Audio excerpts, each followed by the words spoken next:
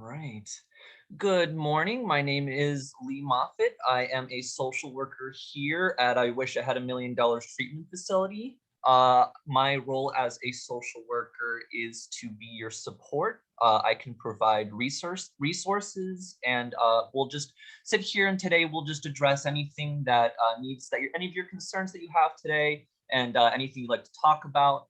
Before we continue, I would like to say that anything that you say will not leave this room unless it presents itself as harm to yourself or someone else. So, what brings you in today? Well, I've just been having a really hard time. Uh, my best friend died. That sounds really hard. Yeah, he just did like so much with me. And because of the pandemic, it was just so comforting knowing that I had him there with me. And now that I don't, it's just so hard to do things. I can understand that in a time like this, finding bonds like that are really important. Um, how close? Like, how long did you and your friend know each other? Well, I mean, my pet boa constrictor was just so amazing for the past 3 years. And I can't do anything without him. We would just go on the best walks. And with COVID, I, I can't get myself to leave the house. Pets are really important parts of a lot of people's lives. Like, they can really impact a person when like during a passing.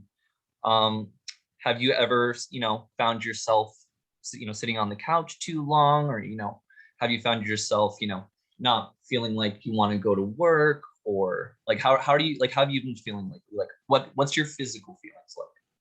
Well, since I work from home, I just like sit at the table or the couch all day long. Mhm. I don't really leave, and it's hard to find the motivation to actually like get up. Like my dishes are stacked basically to the ceiling. Like I have a load of laundry that hasn't even moved in like 2 weeks. Mhm. So I don't really know where to go from here.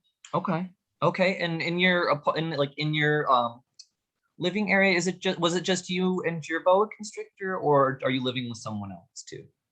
Well, my roommate of like, well, not my roommate, my like boyfriend of like 5 years just like left me a year ago because he just couldn't take the boa constrictor anymore. Okay. Okay. So that sounds like it's been a really big rift for you in some places, but it sounds like, your bone constrictor is really important to you. Yeah, well, he's gone. So I don't really know what to do anymore. Okay, absolutely. One of the most important things is, it sounds like, a lot of that's, keeping you down a lot of times, keeping you sitting around the house, keeping you sitting in a chair.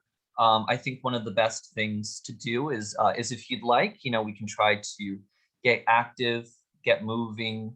Maybe we can try just going for some walks, getting you out of the house a little bit. I know that's something you and your boa constrictor did a lot. Is that something you think you'd like to do again? I mean, yeah, I would love that. I just can't fathom the idea of doing something without him.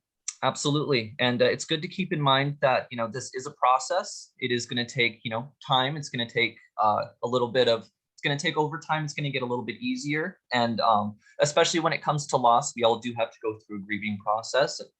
And, even with animals, it's kind of difficult. So, we'll take this one step at a time. Maybe we'll start with, stepping outside the house, seeing how you're feeling a little bit of sunshine, and maybe we'll go from there. How do you feel about that?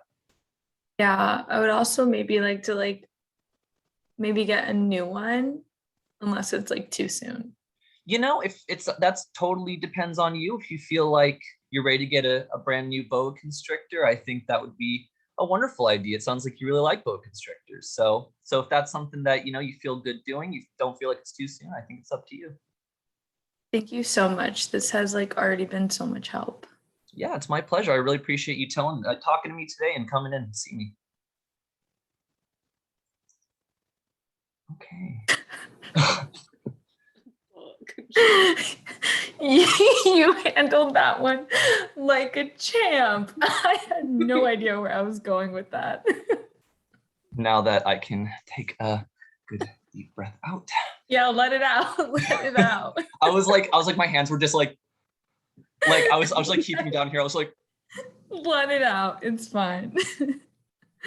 Oh, constrictor, that was one threw me. so like you stayed on topic and didn't veer from any of my concerns. Like, wow. Wow. Well, I appreciate that. Thank you. I don't know. I felt like there was a few times where maybe I inserted myself into a few areas. Like I think maybe I jumped the gun a little bit, maybe to being like, you could be depressed. Like, we all get sad sometimes, you know. Yeah, I can see. It's fine though. We're learning. Yeah. Yeah, but honestly, you were a great client. The the boa constrictor, yeah, that one threw me. I was just kind of like, I was like, she did not say boa constrictor. Well, he dropped this Sorry. Okay, let Autumn go first, and then I'll explain. So it was going good, and then once you said boa constrictor, I was like, oh my gosh. I was like, I don't know if I can contain myself for the rest of this. But no, like the introduction was good. You explained your role as a social worker, what needs that you can address with her, especially the confidential and HIPAA. HIPAA is a federal rule, law, as we all know. HIPAA is definitely one of the most important things in social work with ethics wise.